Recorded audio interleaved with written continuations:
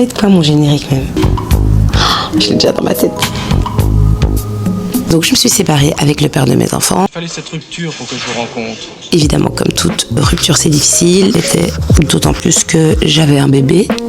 J'avais 2 enfants, mais mon dernier était bébé, tout bébé. Il avait 7 mois à peu près. J'ai jamais vécu seule. La première fois que je suis partie de chez ma maman, c'était pour vivre avec le père de mes enfants. Pas expérimenter de vivre seule. Même si c'est finalement avec le recul quelque chose que je pense je voulais trop. Je pense qu'il y a sûrement des femmes qui sont passées par là, mais tu sais, cette période où tu rêves d'avoir ton appart, parce que tu veux ton chez toi, tu veux le décorer, nanana. J'ai très vite compris que ça serait impossible, dû à ma culture et voilà. Et c'était ok. Et donc du coup, j'ai pas expérimenté ça, quoi. Je vivais avec ma mère et jusqu'à ce que je parte avec le père de mes enfants. Là, du coup, le fait qu'on se séparait, j'avais pas la possibilité de retourner chez ma mère parce que j'avais 2 enfants, dont un bébé, et le logement nous permettait pas de vivre tous ensemble, quoi. Donc du coup j'ai dû vivre seule pour la première fois. Avec mes 2 enfants, mais dans l'idée où mes enfants ne sont pas là pour me protéger, c'est moi qui dois les protéger, c'est moi qui dois tout gérer. En fait, c'est moi maintenant l'épaule sur qui tout le monde doit se reposer, quoi. Du coup, je l'ai très mal vécu au début, surtout pour le fait de dormir seule. Là vraiment, j'ai compris qu'il y avait un truc qui allait pas. Je me suis dit, c'est pas normal, pourquoi est-ce que t'as autant cette peur de rester seule? T'es une femme, t'es une mère, c'est normal en fait de vivre seule. Tout à fait logique avec la vie que j'avais, quoi. Mais non, c'était complètement inconcevable pour moi, j'en avais très très très peur. Et d'ailleurs, je me souviens qu'au début, je prenais volontairement les enfants dans mon lit. Genre pour pas me retrouver seule. Je les prenais volontairement dans mon lit. Et puis là, j'ai compris qu'il y avait un truc qui allait pas. Et donc là, j'ai commencé à vraiment creuser. Évidemment, j'ai fait une introspection aussi par rapport à mon couple. Ça avait déjà répondu à quelques questions, mais j'étais quand même encore loin d'imaginer ce que je devais faire. Et en fait, j'ai compris que j'avais un problème. Je fais quoi? Donc je savais pas quoi faire, par où commencer, et j'ai décidé de voir un psy. Je vous avoue que je l'ai choisi juste par facilité d'accès. Il est pas loin de chez moi. Ok, parce que c'est la tête, on va aller, mais en fait ça s'est pas bien passé, Monsieur m'a rien fait, mais non, pas du tout senti en confiance. Je suis quelqu'un qui fonctionne quand même très au feeling, aux énergies et tout, et le feeling n'est pas passé en fait, pour faire très clair. Mais rassurez-vous, pour celles qui ne sont jamais allées voir un psy, c'est quelque chose de totalement commun, quoi. Pas spécialement accroché avec le premier psy. Il y a des gens qui en voient même plusieurs avant d'en choisir un réellement avec qui ils vont travailler. Bon, en fait, le problème, c'est que ça m'a un peu pas vraiment découragée, mais ça, voilà, j'ai été à un rendez-vous, ça n'a pas marché, et puis c'est tout. Je me suis dit, ok, je vais me renseigner de mon côté, comme je l'ai toujours fait en fait, mais cette fois-ci avec peut-être plus de profondeur ou plus de cible. Du coup, j'ai commencé à lire beaucoup sur le sujet, développement personnel de manière générale, pourquoi est-ce qu'on a peur d'être seul, pourquoi est-ce qu'on a peur de dormir seul, ce genre de questions basiques en fait qui m'ont amené au fur et à mesure des questions à trouver certaines réponses. J'ai compris qu'il fallait que je voie quelqu'un, et en fait j'ai eu une amie à moi voir une hypnothérapeute. Donc je vous rassure, c'est parce qu'on voit à la télé, c'est pas Mesmer qui vous endort et qui vous fait croire que vous êtes en train d'accoucher devant 10 000 personnes, c'est pas du tout ça. De l'hypnothérapie, donc c'est vraiment thérapeutique en fait. Vous pouvez toujours réagir, etc. Enfin voilà, si ça vous intéresse, je peux une fois vraiment vous expliquer comment ça s'est passé, mais là je vais faire bref.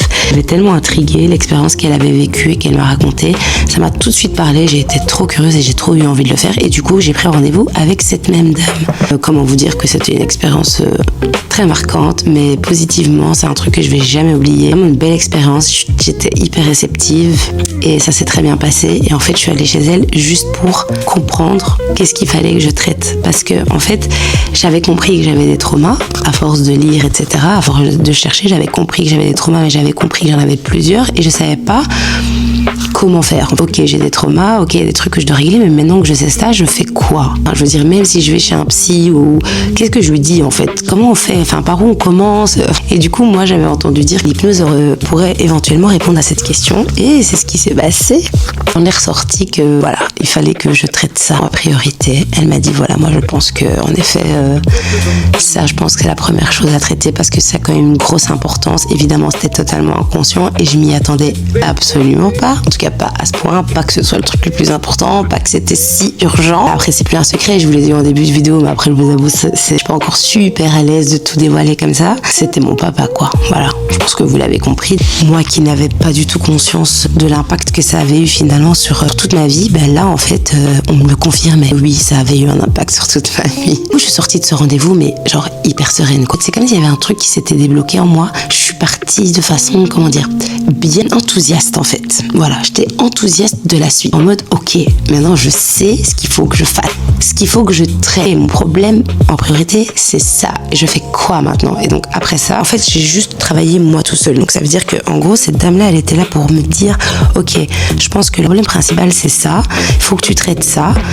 Je te donne. Et après, moi, avec ça, je faisais mon petit bout de chemin. Et j'ai décidé dans un premier temps de le faire totalement lecture à fond, podcast sur ce sujet-là, chercher. Vraiment, je faisais que lire sur ce sujet-là en particulier. Et j'ai compris beaucoup de choses. C'était un long chemin, mais un chemin qui en valait tellement la peine. Aujourd'hui, je me dis, Dieu merci de m'avoir offert cette possibilité de me guérir de mon vivant encore. Enfin, de guérir mon âme. Je sais pas le dire autrement, mais c'est ce que j'ai envie de dire en fait. Chemin, mais j'ai fait tout ce que je devais faire. J'ai eu les conversations que je devais avoir, j'ai bossé là-dessus à fond. Et puis j'ai quand même fini par faire une thérapie. J'ai vu quelqu'un d'autre plus tard, une psy, avec qui ça a très bien collé dès le début. Je l'ai vue plusieurs fois, elle m'a beaucoup aidée. Et c'est là qu'en fait je me suis dit, ok, maintenant ça suffit. En fait, il faut que tu arrêtes de t'intéresser à décrypter les autres. Maintenant, il est temps que tu ailles te décrypter toi-même, que tu ailles voir en toi ce qui se passe. Ça a été la meilleure décision de ma vie. C'était dur et ça l'est toujours. J'ai l'intime conviction que c'est un travail d'une vie. Mais voilà, moi je pense que c'est comme ça qu'a débuté mon voyage dans le développement personnel et la psychologie. Et il s'est passé encore plein de choses. Ça a ouvert d'autres portes, ça a ouvert tellement de choses en fait. Dites-moi si ça vous intéresse de savoir la suite, comment les étapes se sont passées par après pour arriver au glow-up mental que j'ai réussi à faire aujourd'hui, que je continue à faire d'ailleurs puisque c'est jamais fini. Je reviens de loin. Franchement, je reviens de très loin. Du coup, je lève mon verre à moi-même. J'espère que ça vous a plu, que vous êtes restés jusqu'à la fin. Si vous êtes restés jusqu'à la fin, merci. Dites-moi si vous avez envie de savoir la suite. En attendant, je vous fais des gros bisous et voilà, c'est fait quoi. J'ai fait la première vidéo. Oui. En tout cas, c'était bien sympathique, franchement.